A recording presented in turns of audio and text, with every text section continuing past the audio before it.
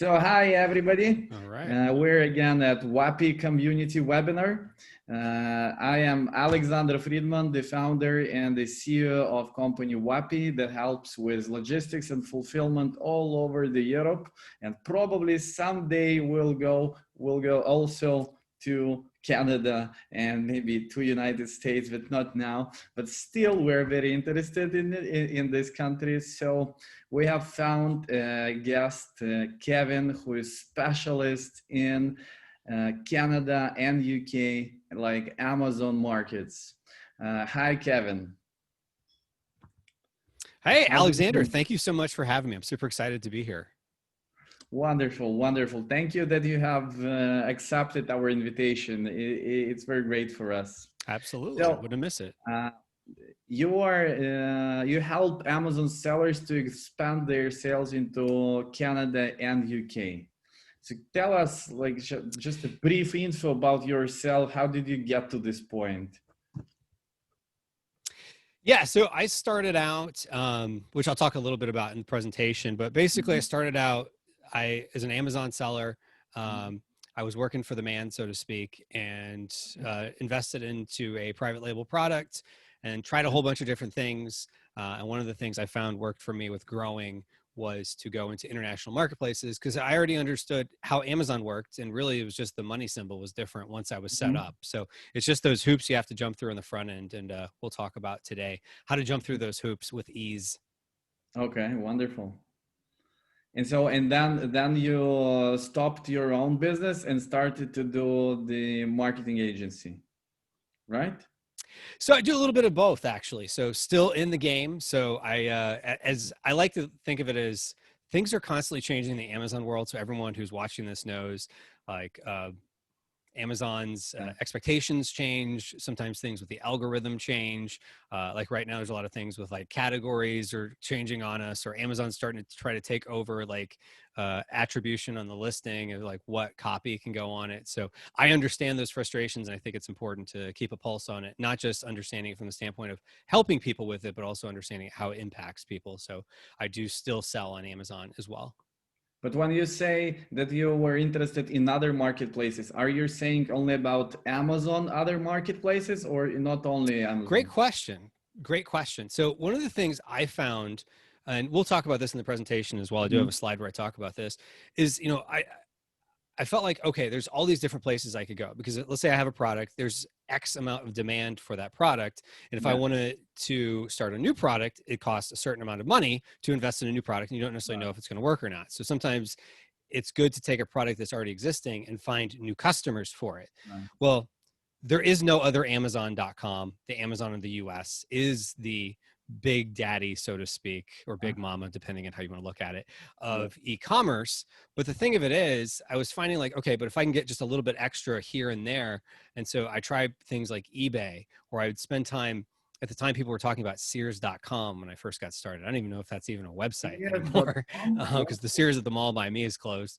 And so there are all these other third-party marketplaces where you spend all this time trying to figure it out. Their algorithm's different. The expectations of the customers are different. And then, when you start selling on your own website, now all of a sudden you got to figure out how to get traffic to it. So all these different things, mechanics are different, which just makes it challenging. And then I find, like, once I'm up and running in another Amazon marketplace and I've kind of established, things like difference in pricing, or, things like that, getting stuff to the warehouse, Amazon still takes care of the rest. And like the algorithm still functions the same in Canada that it does in the US or in the UK.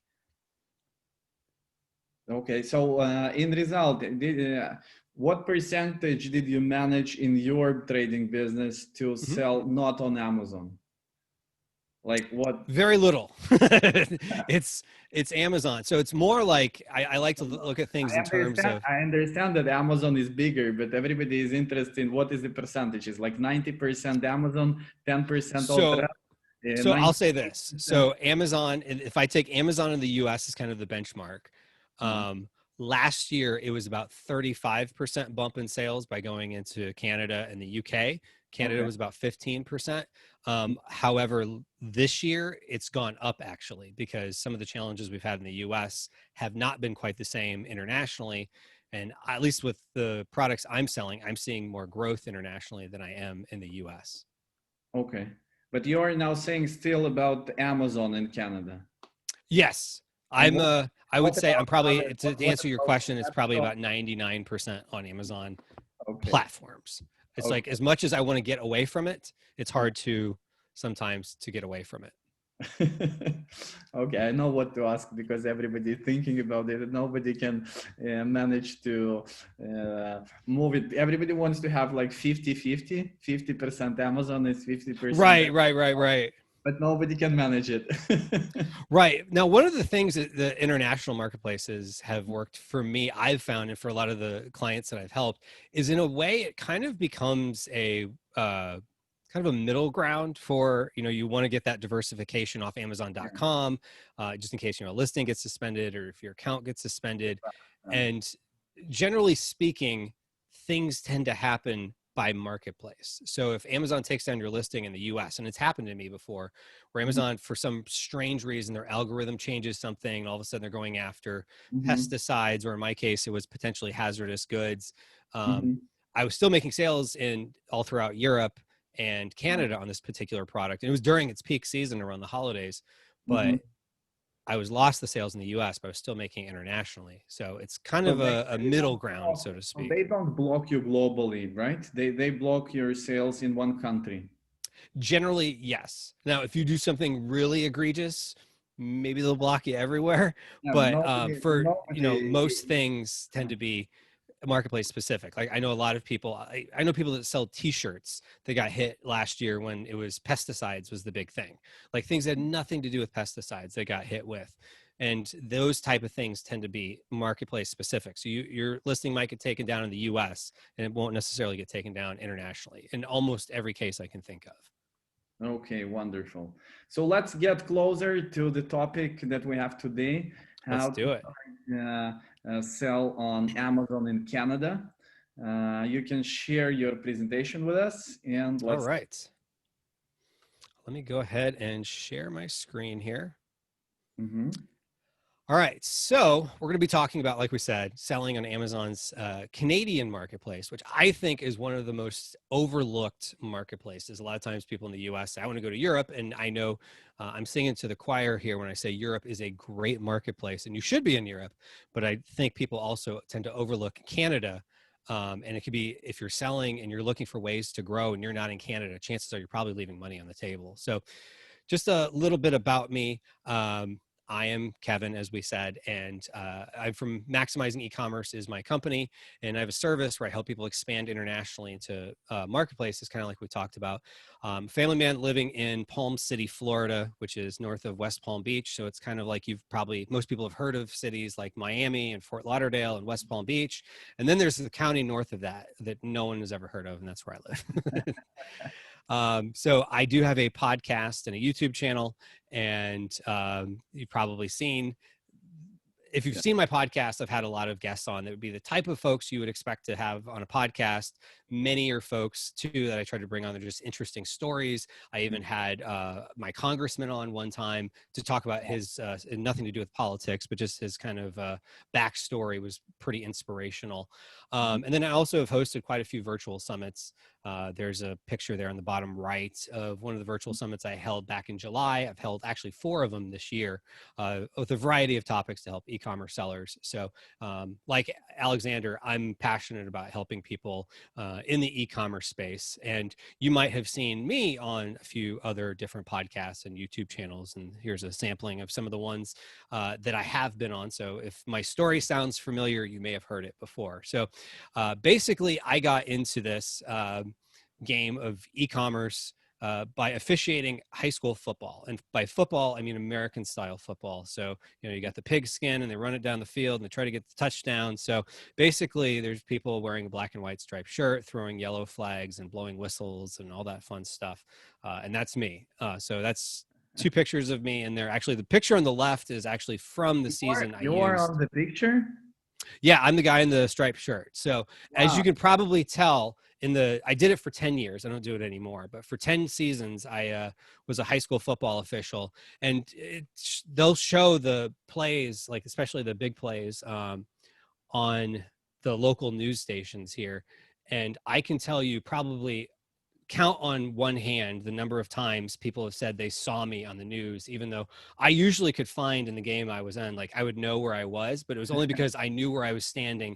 And it's usually one of those things where somebody's scoring a touchdown and I'm trying desperately to keep up with them because, you know, they've got a scholarship offer This to the is one University of of the best. Miami. This is one What's of the that? best examples how a person comes from offline to online, right?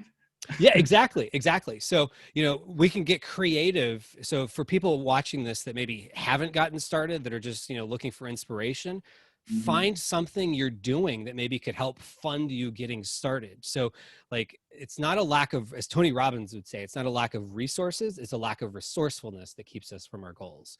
And so I used the resource I had of the yellow flag and the whistle to help fund my first product. You know, and so it got the engine running. Your first And product, what was it? Your first product? I'll keep that one close to the hip, but it was it's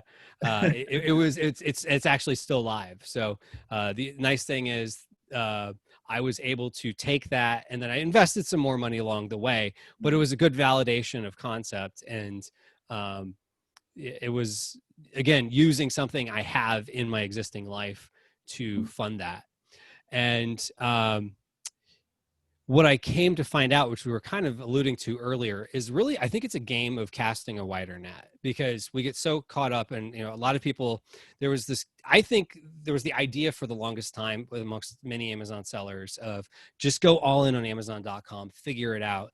But I think this year has proven to us there's risk in that. And so why not diversify your risk? And so, like we said earlier, I've tried a bunch of different channels. Some never was able to get on, like Newegg. Some of them, I don't even know if they're in existence. Jet.com, I don't know if Jet is even around. But I spent probably, when I still had a full-time job, of that small limited window of time I had to work on the business, I probably spent several weeks worth of time to get a few $100s of sales total from jet.com. eBay, you know, it was one of those things. I remember the very first order I made, it was like the person asked for a refund and they were upset. It was just like, I was just learning. It was a new sense of what customers are looking for. And, you know, with like Shopify, it was all about, you know, sending traffic to it. And I think these are all things you should try, because some products are going to do better in certain marketplaces than others. You But like, stopped. You stopped to do Shopify. what's that? You stopped to do Shopify. I still have a Shopify store. I get a Okay. handful of sales here and there, mostly just probably from organic SEO. I've had luck every now and then with, you know, some blogger finds, just stumbles on a listing and they, you know, link to it or something like that. So, you know, kind of been blessed in a couple of situations like that. But for the most part, it's not like Amazon where it's, you know, you build it, they're already there.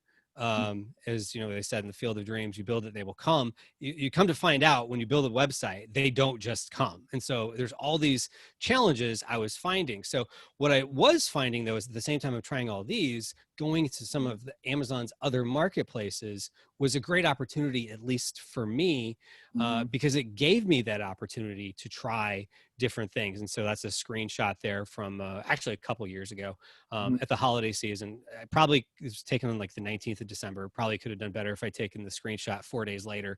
But you can see there, that particular year, Canada, just during that time period, added another $11,000, and Europe added 16. So that's almost $28,000 in, this is converted to US dollars, that I added just by taking the products I was already selling, and offering them in Amazon's international marketplaces. So that, think about how much money I would have been leaving on the table. And Mhm. for all of last year, so here in the US, we get what's called a 1099, which is basically Amazon giving the IRS, our, you know, tax authorities, knowledge of what your sales were. And so for the Canadian marketplace and the Europe marketplace, it was, you know, you added together, it was about $130,000 in sales, which added on to what I was already getting in the US. So for me, it was about a 35% bump in sales. So it was definitely, you know, a You're nice thing saying that to. Canada's market is almost equal to a European market? For me, the sales were, yeah. So, and it's one of those things which we'll get into a little bit more about it, but Canada for a lot of people is a really good market. It's and I'll go into some of the reasons later on why it's such a good market. And there's some interesting things I think behind that. So, but don't just take my word for it. So like I said, we said before, I do have a service where I help people with this. So this is Annie. She's someone who I helped. She realized that she had been leaving money on the table. And her only regret was that she wished she'd done it sooner. This is Lavella. Lavella is someone who I had helped before. You know, she's up in Canada now doing anywhere between 50 to 100 units a day. And this is just in Canada. This is James, someone else who I helped, where his sales in Canada were about 35% last year for the entire year. And so like for me, my international sales were about 35%, just his Canada sales were about 35% bump on top of his US sales. So a lot of times when I talk in terms of that, I'm talking about whatever your US sales are basically as a benchmark, and everything else is what the increase would be above that by going into the other marketplaces. So I'm sure everyone here understands, you know, a couple of disclaimers got to give for the attorneys. I'm not a tax professional or an attorney, so please consult your appropriate tax professional or attorney about your business situation. What I'm giving you here is just things to help you along the way as you're trying to figure things out. And there is no guarantee of any particular sales or earnings. 10 to 15% is not a bad benchmark to go with, and I'll explain a little bit more of why that is when going into Canada, of, you know, compared to your US sales. But again, you know, this is business. We're building not a get rich quick scheme. We're building assets into our business, which will help further our growth along the way. And of course, I am not affiliated with Amazon other than the fact I have an Amazon account. So I think truly selling internationally gives you the chance to expand your empire. And so, you know, I think you should be selling in Europe. So if you're selling in Europe, you know, and you need to figure out logistics, well, call Alexander, because You have to sell in Europe. Otherwise, what we will do in WAPI? Right, exactly. Because there's so many help people that live there. Europe. So, you know, at the same time too, on top of that, people may be wondering, okay, but why should I bother with Canada? So, you know, here's a picture I just happened to find on the internet of, that's actually Justin Trudeau, their prime minister, basically like their president, shaking hands with an Amazon associate at a fulfillment center. So the reason why I suggest selling in Canada is a great marketplace because it's English speaking. And so if you're selling in the US, the culture is very similar to how people think of things in the US. The words we use, the English words in the UK are sometimes a little different than the English words in America.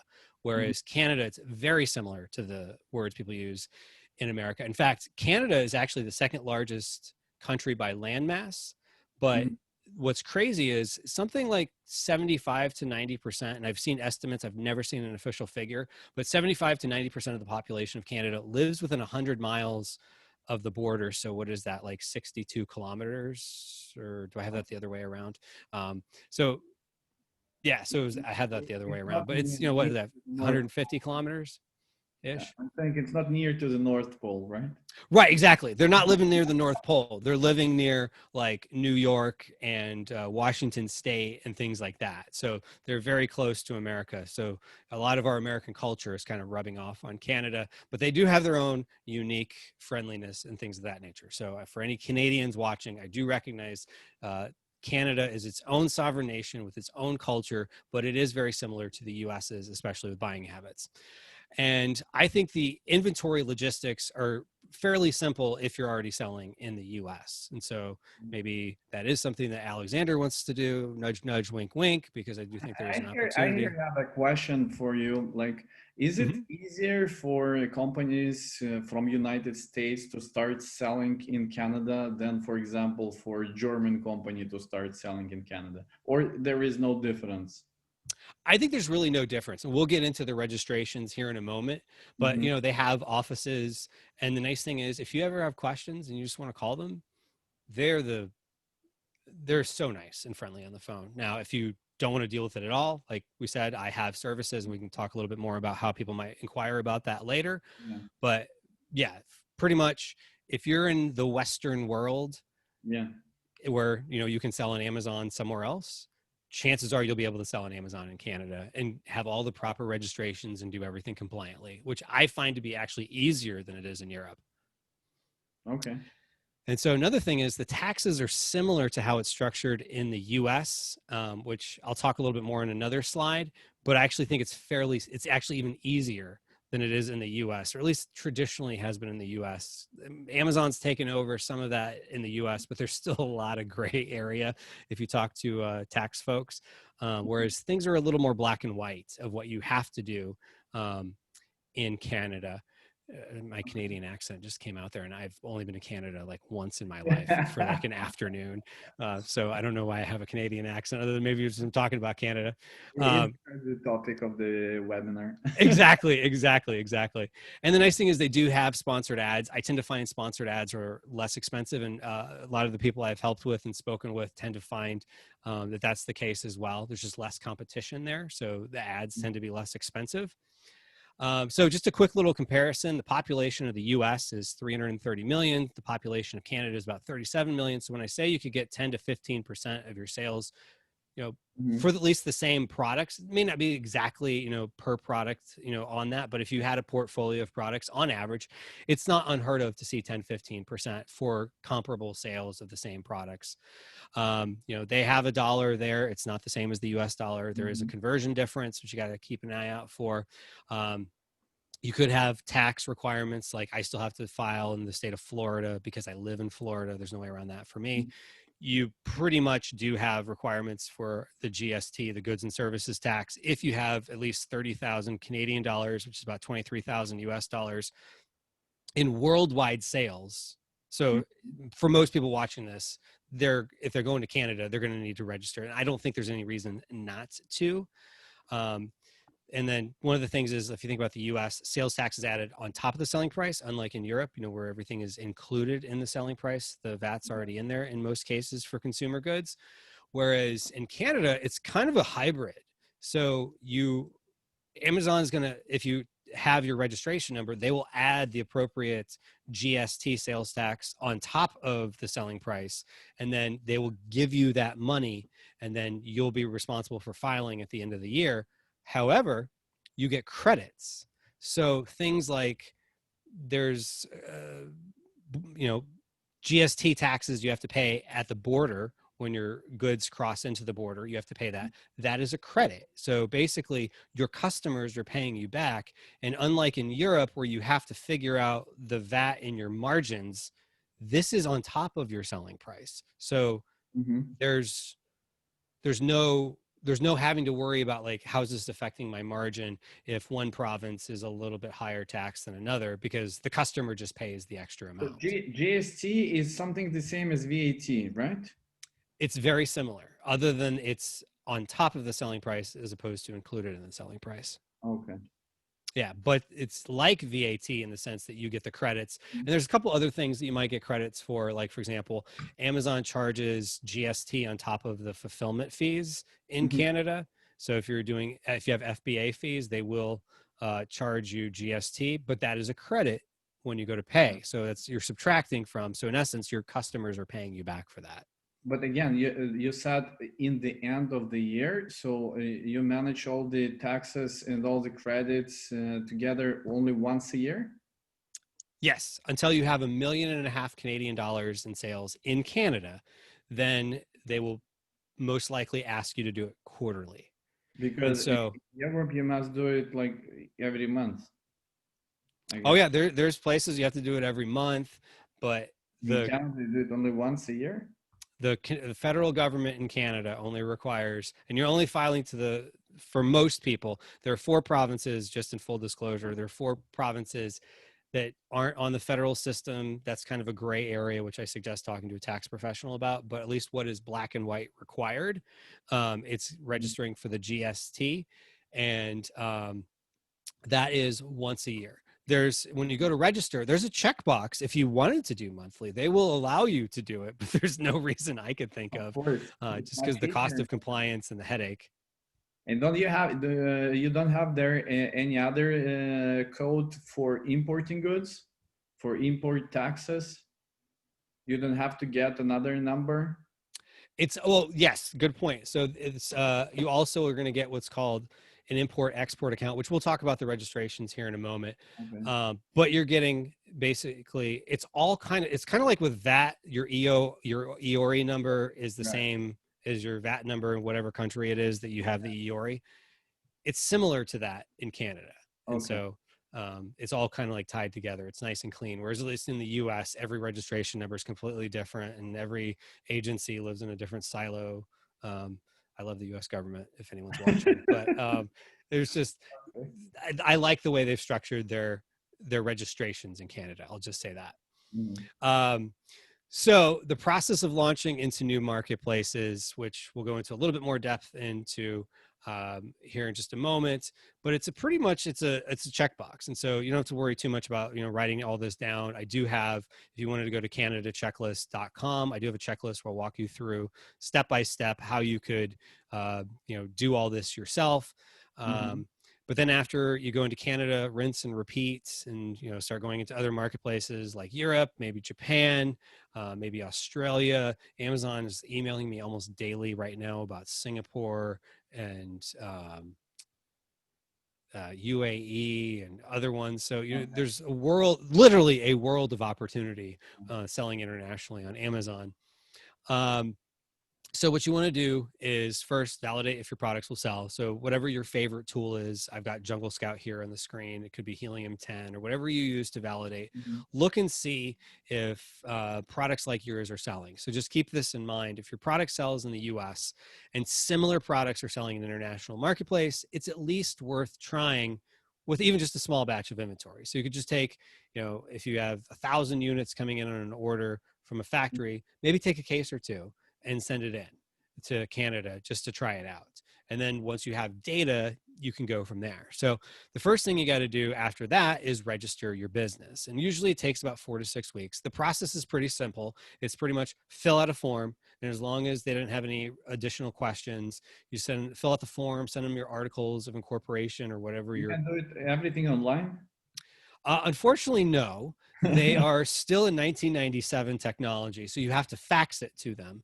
Oh, But wow. you can get the forms online, and then it's PDF. You've just print it out. They do want a wet signature, so like use an actual pen as opposed to like DocuSign, and then you fax it to them, which is, some people may have to brush up on their faxing skills. But you can go to like efax.com or myfax.com, and they usually have like 14-day trials, or there's like there's like stores like UPS store where you can go and they'll do a fax for you. It might not be bad to do an online one, especially if somebody's watching this from Europe in another country, because it's pretty much local for the US to fax into Canada, but it might be, expensive if you're in another country. I've been You're not seeing doing it. a fax machine like for, I don't know, 15, 20 years. I know. But the nice thing is you could just upload it, as you could scan it, upload it, and then use an online faxing service would be the way I would suggest doing it. And then it's pretty much first in, first out. And then they're going to give you what you want to ask for, because there's a lot of stuff in the form. It's one thing, the form can be intimidating because it's 13 pages and most of it doesn't pertain to you, at least sellers in our situation. And so you'd want to get the business number, and then attached to your business number, you want two accounts.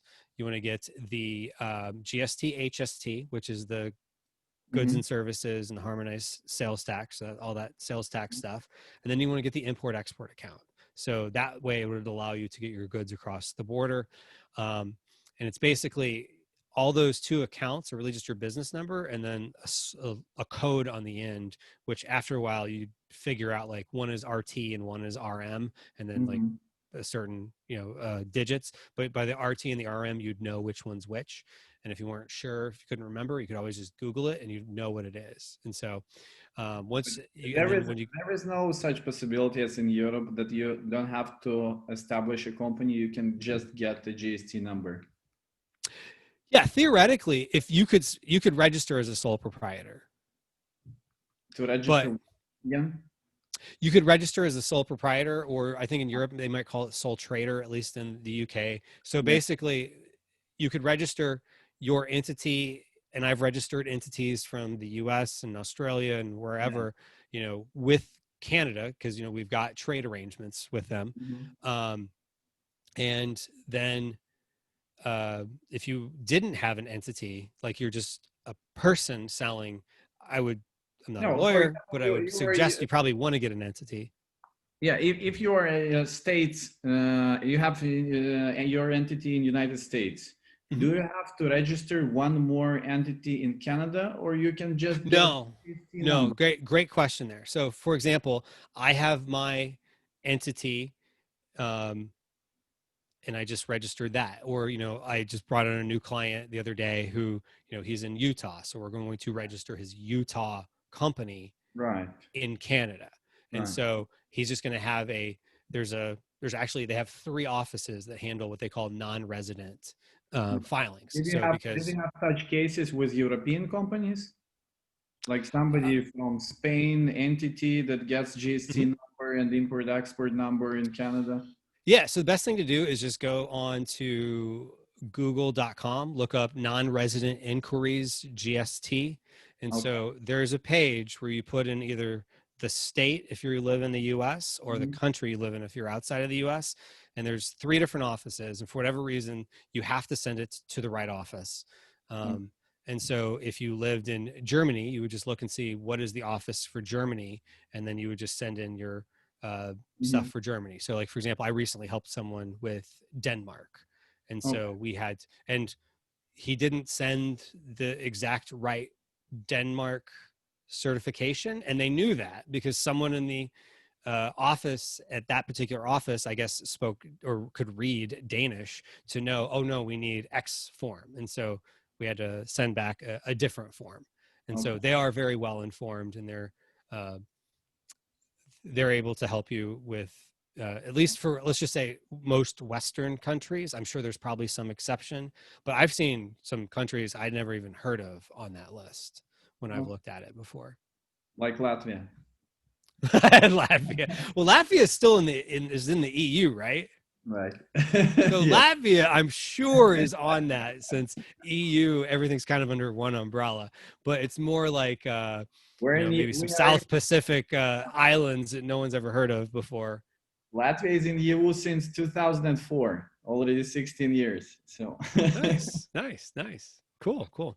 okay, let's So go. yes, so we can validate that maybe offline, but I'm going to, if I was to bet money, Latvia would be on the list. I can't say with 100% certainty, but if I was a betting man, it would probably be a safe bet that Latvia you can use a Latvia company to register in Canada. But I could be wrong, but we'll validate it afterwards.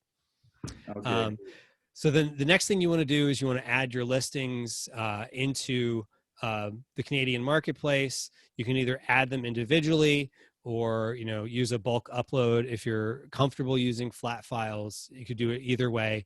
And if you use, which is the way they want you to do, you either use your UPC or ASIN from either the US or whatever marketplace on Amazon, and everything's going to pull over. As far as your images will pull over, and your reviews will come over too. That's a relatively new thing this year. So it used to be the reviews didn't come over. So um, you're not starting over from scratch, is one of the nice things with going into, you know, another Amazon marketplace, is that your reviews do carry over. It's still good to have local reviews, because I think people trust it a little bit more when they go down and they read and they see it's somebody in their country and it's not all these people from the US. You know, Mhm. it's people like, oh, it's other Canadians think this. And so, but the overall number is still going to help you. And then you just add in your titles, bullet points, description. And you can have different titles and bullet points in different marketplaces than you do in the US. One thing that is nice is if you use F and SKU labels, if you use the same merchant SKU, it'll also give you the same F and SKU. And so you'd be able to use the same labels. I would still validate that before you send in your first shipment, just to make sure everything was set up properly. But that is nice because at least in Europe and North America, the F and SKU numbers would be different, but at least Amazon's fulfillment network SKUs would be the same, or could be the same, if you set it up properly between the US and Canada. And then one thing that's just interesting to note is, people are willing to pay a little bit more in Canada for goods, even relative to the conversion rate. And what's been explained to me by a few different people that have lived in Canada is just, you have some expensive cities. Like this article from Business Insider, which I've got a couple screenshots. I've seen different methodologies for most expensive cities, but for whatever methodology they used, Vancouver, British Columbia was the second most expensive city in the world after Hong Kong. And so when you think about that, it's expensive. And, you know, Toronto and Montreal, those are also expensive cities. But then you think about it, you know, we said basically the population of Canada is similar to the population of California, but it's the second largest country landmass. So you still have a lot of people that don't necessarily live in some of the big cities that are expensive. But the way it's been described to me is, you know, you might live kind of in the boondocks in Alberta, and, you know, that's like kind of like in the middle of nowhere slang. And so you live kind of in the middle of nowhere, and maybe you have to drive an hour to a store that has like 1,000 products. Whereas you could go on your phone, press a button, and stuff magically appears at your doorstep 2-3 days later, because they have Prime there too. And you're willing to pay a little bit extra for it because you don't have to bother with the time and the gas to go drive somewhere where they're going to have not as good of a selection. So it's a godsend to them. So it's just, depending on whether they're city or rural, they tend to be willing to pay a little bit extra. Not huge, but, you know, maybe if you're selling a product in, you know, the US for $20, and maybe let's say the conversion might take you to 30 Canadian dollars, you might get away with selling it for 32, 33 maybe. And that could be helpful because you got to send in the inventory, and Amazon doesn't like to get involved with cross-border shipments. So if you have goods already in the US and you want to ship it across, unfortunately, if people have been watching this and they're familiar with, Amazon has great rates if you're going within the same country. If you're going into a different country, it can be Amazon wants nothing to do with it, so you have to figure it out on your own. I use UPS. There's promo codes you can use. Actually, this is a little insider tip.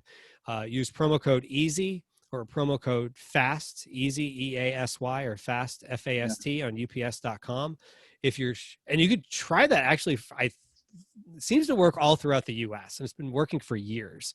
So I don't know that it's going away anytime soon. But you could try that at any UPS shipment, even if you're not shipping to Canada. You get the discounts for this promo code? Yeah, it's up to 40%. And if you have discounts on your account already, everybody knows about it. Everybody is using it, and it still works. Yeah, sometimes they'll even have a banner at the top that says use this promo code. And I don't know who they show that to or whatnot, but I tend to find that even though I have discounts on my account, they will take whatever's the better discount. So if I put the promo code in and the promo code's better, it'll use the promo code discount. If my other normal discounts are better, it'll just stick with the normal discounts. So it's at least worth trying for folks. And, you know, they could save up to 40%. You are using UPS to send goods from America to Canada? Yes, I do. I tend to send, which we'll talk about here in another slide, you know, how to kind of figure out how much to send. But, you know, I'm not sending it as much as I would to, let's say, a US warehouse. And so, you know, most people tend to, depending on the size of the product, I should say, a lot of people tend to send stuff by parcel. What volume are you saying about? Like a box? You're sending boxes or pallets? Or let's say I'm sending like maybe on average 8 to 10 boxes at a time. Okay. Now, if you're sending pallets, you probably want to do LCL or whatever the case is. And maybe UPS is best, maybe it's not. But at least to start out with, I tend to recommend people start light on inventory. It's better to run out, I think, and have the data to say, oh, okay, I validated this. Then, you know, for whatever reason, product B is actually your better selling product. And now product A, you have a ton sitting in the warehouse, even though product A is your winner in the US. So it's just one of those things. I think it's start out a little bit small. So as we said, Amazon doesn't want to ship across the border. So we are on our own. You can use your own freight forwarder as well. And most freight forwarders are versed on this kind of stuff. And, you know, you do, as we said, have to pay the GST on your declared value, which should be what you've paid for the product, not what you're expecting to sell it for. Because at the end of the day, you don't know if someone's actually going to pay for that. So it's declared value, don't put your retail price. You're just paying extra for that, even though you will get most of that back as an input credit, at least the GST portion, which is the biggest part of that bill. But you do want to just make sure you're only putting your how much you've paid for the declared value. As you know, I am a person who knows a lot about logistics. So I have questions about logistics instantly. So when you send the goods to Canada, you have to mention for whom these goods are. So what are you writing there? Gotcha. So UPS is will to walk you through a lot of the creating of the commercial invoice. And so the way you want to do it is UPS will allow you to either bill the receiver or to bill your account, is basically how they phrase it. You want to make sure you pick bill your account for the duties and taxes, because what you don't want to have happen is Amazon, they think Amazon's on the hook for it. Amazon could reject your shipment and it gets sent back to you, and then you have to pay to ship it again. So you lost out on that shipment. So you want to make sure, and that's a very good point, that it's, depending on who you're working with and how they phrase it, but it's generally, DDP would be the way you want to do it, where the duties are in destination are paid for by you as the shipper and not Amazon, because technically you're still the owner of the goods. That's sure you can question. That's the question. You're still the owner of the goods, and so you can't send it to Amazon. Amazon is not the buyer, right? Correct. So the way Amazon looks at it, and it's the same thing in the US and in Europe, that they're just the holder of it. And so that's why, like, if their warehouse breaks items, you could get reimbursed for it, because it's still your goods that they're just entrusting. And so technically you're the owner of the goods until it ships to the customer. And that's the way Amazon works everywhere. UPS is doing the job for you. Everything. What's that? In this case that you're saying, the UPS does everything all inclusive. They send the goods, they handle the import tax, they give you the bills, you just pay them, and they deliver it straightly to Amazon, right? Correct. And so on the first shipment, they'll most likely want you to fill out some forms to set up a brokerage account. And then generally they'll bill you or charge a credit card for whatever that is. Make sure to keep that invoice, because you'll want to make sure to use that invoice, because whatever you paid in GST at the border there, you will get as a credit when you go to file. So you're still paying for it up front, but as you're getting sales down the road and Amazon's giving you the GST your customer pays, if you collect, let's say, 5,000 Canadian dollars in GST in the year, and you pay $1,500 at the border, and you pay $2,000 on top of your fulfillment fees. I'm kind of just making up numbers on the fly here. So that's $3,500 in credits. So you'd only owe the government $1,500. So that $3,500 just goes to paying you back for what you've already paid into the system, so to speak. Kind of like how that works. I understand it very clearly. It's the same as in Europe. Yes. Yeah. From that regard. Absolutely. All right. So then, if you're looking for shipping, maybe one day Alexander could help you with shipping in Canada, because it sounds like it's on his to-do list. I'm going to keep giving him that little nudge. Could be a great opportunity for him. Not next year, maybe 2022. Maybe 2022. Okay. So if anybody was watching this in 2022, reach out to Alex and see if he's got this set up. But in the meantime, you could use UPS or FedEx. And if you wanted to find a freight forwarder, I would say try using your current freight forwarder. You can still send stuff straight from China or India or wherever your products are coming from into Canada. It doesn't necessarily have to go into the US first. But if you're looking for, freight forwarders and things of that nature, you can always go into Seller Central and Amazon and just look up service provider network and, find a service provider for logistics that handles Canada. Is it popular now, the service of Amazon Prep, when you don't send directly to Amazon, but you're sending to the warehouses before Amazon? I'm sorry, say that again. In Europe, started very popular the service that we're doing right now. When you don't send goods directly to Amazon, you send it to WAPI warehouses, and we store it until you want to send something to Amazon, because people started to be afraid to send too much of the too big volumes to the Amazon warehouse, not to get fines because of not right turnover. They don't know what product they will need in the next months. So to optimize their inventory management, they start to use one more warehouse before the Amazon. So is it popular in Canada or in the States? In the States, yes. Canada, you could do it that way. One of the things that Europe has that the US has is the inventory performance index score.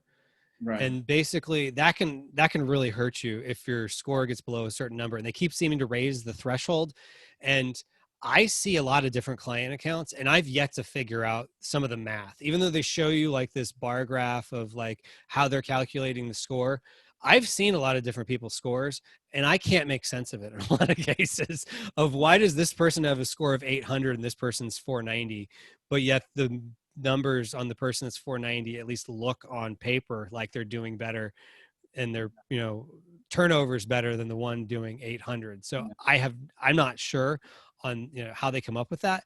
But to your point, if for whatever reason, let's just say it takes a long time and you run into a lot of factory delays, maybe it makes a lot of sense to hold stuff outside of Amazon, because you could still run into long-term storage fees and things like that. So going back to what I was saying before, it's better sometimes to start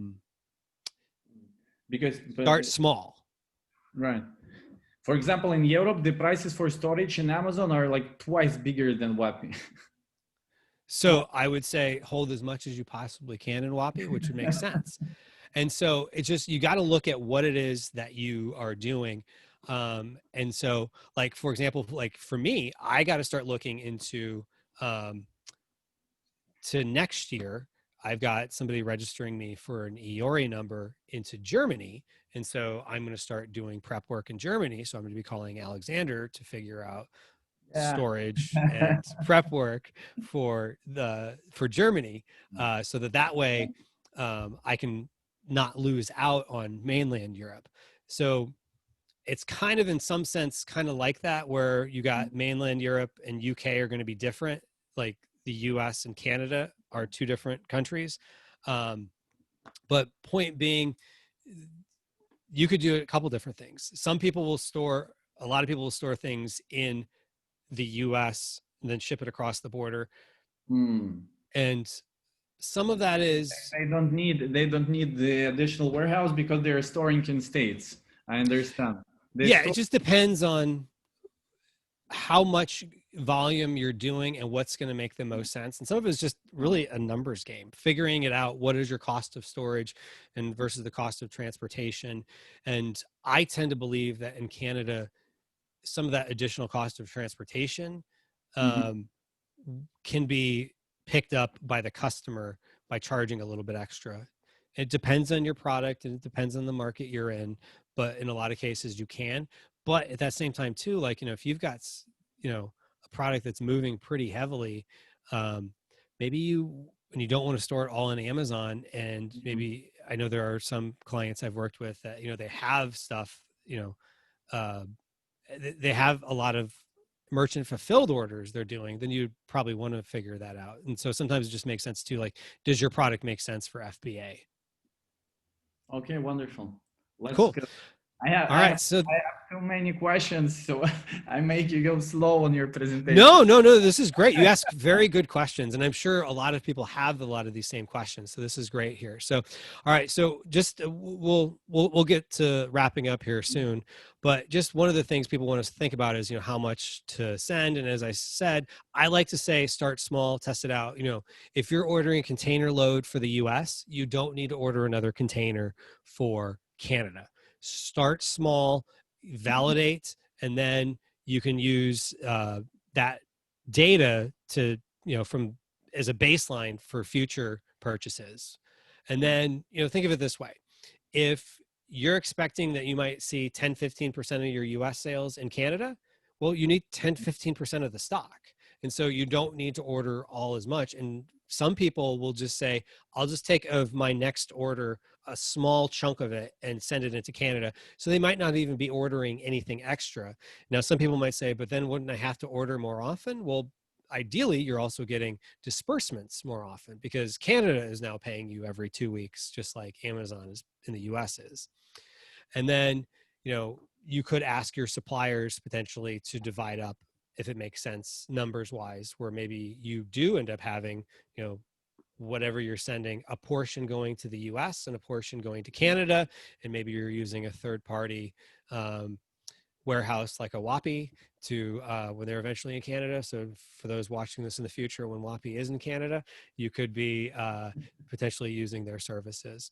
So, one of the things is, it gets exciting thinking about the possibility of going into other marketplaces, but what can be very anxiety creating, I should say, is the idea of having to jump through these hoops. Once you're set up, it kind of runs itself. You don't necessarily have to spend as much time and effort on Amazon in Canada as you maybe would in the States, or if you're in Europe and you're on all these different marketplaces. Canada tends to kind of run by itself. Just kind of feed it.